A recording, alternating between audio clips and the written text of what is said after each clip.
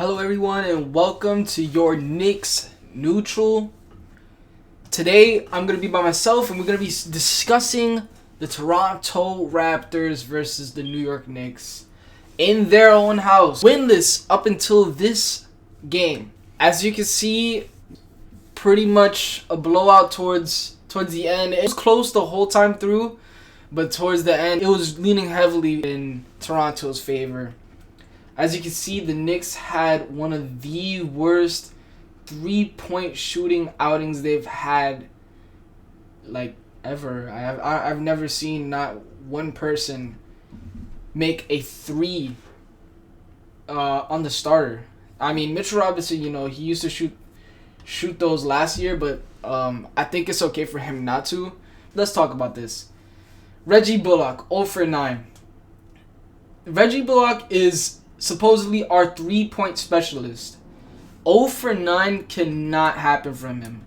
It just cannot. We need him to be there to make those shots. Once he starts making those shots, he needs to get on fire. And at least, get us some points up there. 3 of 15 is also bad. The field goal percentage was not good. And the only two that hit threes were Austin Rivers and Kevin Knox. Yeah, other than that, the three-point percentage today was not going good. Look at that. RJ Barrett, 0 for 8 from three-point line. Yeah, and he's going to remember this for a long time. 4 of 19. Nothing was falling down for the Knicks. Minus 20. It was a bad game overall. I think Mitchell Robinson had an okay game too. 2 offensive rebounds, 5 defensive rebounds. But this was the Knicks fans were not happy today. My dad was previously he wanted to go into the new year being 3-2 and not have this not have this loss. It was a very, very tough loss. It was. We knew the Raptors were gonna be hungry. They haven't had a win yet, so they were gonna come out regardless.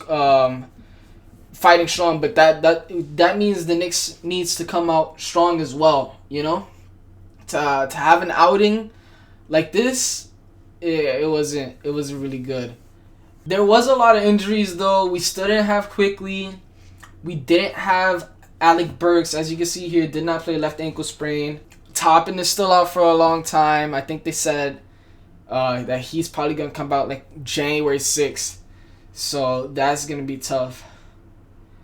And another thing is, the Knicks should have won this game because they didn't play Siakam, which is their star, I don't know how the Raptors are handling everything. I don't know how the fans feel about Siakam, but we know Siakam is an all-star in this league. As you can see from both teams, the three-pointers weren't really falling down for people, but for them, they got it at least. Lowry 4, at least had 4. Van Fleet had 4. I know Van Fleet can hit those. He did it in his championship game. And this is the championship caliber team here. Even though they started the season off very rocky, you still got to remember that this is a championship caliber team. They won a championship in 2018 with Kawhi Leonard. So yes, this is still a championship team, but this Knicks team is going to be fighting from here on out. What I did see is the confidence never went down. That's one thing. The confidence never went down from this team. The fact that they can continue shooting and have the confidence enough that they're going to make it in is what I like to see. Now, nothing went down, but that just means you need to go back to the lab, take some more shots, and, practice a little more. This isn't going to happen every single game, We're not playing like that this season. It's going to be way harder fought. Now, let's look at the shot selection. Yeah, you see like this right here, the Kevin Knox 3-point jump. Another thing is they played in Tampa, which is Kevin Knox's, I think his hometown. He wanted to really show out because, it's his hometown. He wants to prove like he can. He wants to give them a show. His parents, were in the audience, so he wants to give everyone a show. So I think he at least made 2. I think I said right. Yeah, he at least made 2. Yeah, he made 2 of his 8 and had 16 points off the bench. That's pretty good from Knox coming off the bench, At least he had to do that. And the shots in the paint were really good. You know, no Siakam, no big threat. Baines was a threat a lot of time, but we were getting points in here. It's a lot of the 3-point misses was hurting us this game. It's just, imagine if at least 6 of these went in. You know, we would have at least been a little more contention. As I said, I think it was tied 42-42 at the half, and then from there, as you can see, they scored 29-29 in the third and the fourth quarter. That's just hard to fight back from. But yeah, the RJ missed a 20. Yeah, RJ is probably gonna remember this for a long time. Mike Breen was bringing it up that the Knicks scoring was not on point today. Look at that. Circle, circle, circle, circle, dot. That's Kevin Knox. Austin Rivers. Yeah, I'm not gonna harp on it too much. I already said what I had to say. I like the elbow shots a lot of times. I feel like when teams are going zone against us, we can probably find a pocket in here. Because a lot of the teams like played zone against us. So maybe if you could just find the pocket. It was good up until the half. Something just turned. I don't really know what, but the game itself was okay. It wasn't It was a terrible loss. I'm gonna say that. The fact that we missed so much threes is gonna upset the fans. It probably upset the players. The fact is that this hurts confidence from players as well. I'm pretty sure most of them are gonna go back and start shooting some more, get some more shots in, because the 3-pointers were just not hitting today. That was the real drawback of today's game. I feel like confidence is good, but sometimes we need some basic points. You know, if you're open, take the 3. Like, I like what Tibbs said in the post-game show. He's going to want them to take those shots every single time because they're open and they have the confidence enough that they're going to make it. I'm alright with that too, but sometimes, you know, you need to drive in. Sometimes you need that 2-point jump shot and make it in just to get your confidence back in the 3-point game. But other than that, yeah, it was pretty tough. Some key takeaways for me: I like the confidence from the Knicks team to continue to shoot. You know, some people might get down and might not shoot the ball after that, but the confidence was there. I also like Kevin Knox's outing. It was really good off the bench. I also kind of liked Austin Rivers on this team.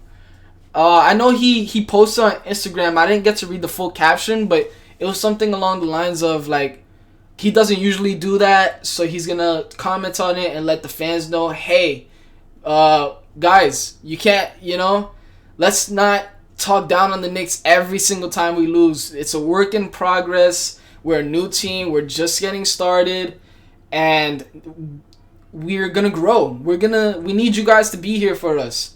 We need the Knicks fans to come in and root for us and have our backs every game. Have our backs, because this is a new team. And we're planning on doing something special, something along the lines of that. And I really appreciate that from Austin Rivers coming here and doing that, because you don't see a lot of the players doing that. You know, we want updates. We want to know that you guys are gonna, you know, not have just 2 wins in 5 months or whatever we had last season or the previous seasons before. Us Knicks fans, we're hungry. We're seeing that this is a good team, and we want them to win. We don't want the Knicks to lose. We're fans. We want you guys to win, and I'm glad he went out there and did that. That makes me a fan of his. I can't wait to see him back on the floor. You know, even a loss like this, I'm pretty sure the team is gonna remember this. They're gonna go back, watch film, and see what they could have done better. Especially Randall, you know, he's the man of the team, like we said previously. And he had 0 for 4, 5 for 12, minus 18, just 16 points. You know, it wasn't really on for him this game, but he's gonna come back, and we're gonna come back better after this game. I guarantee.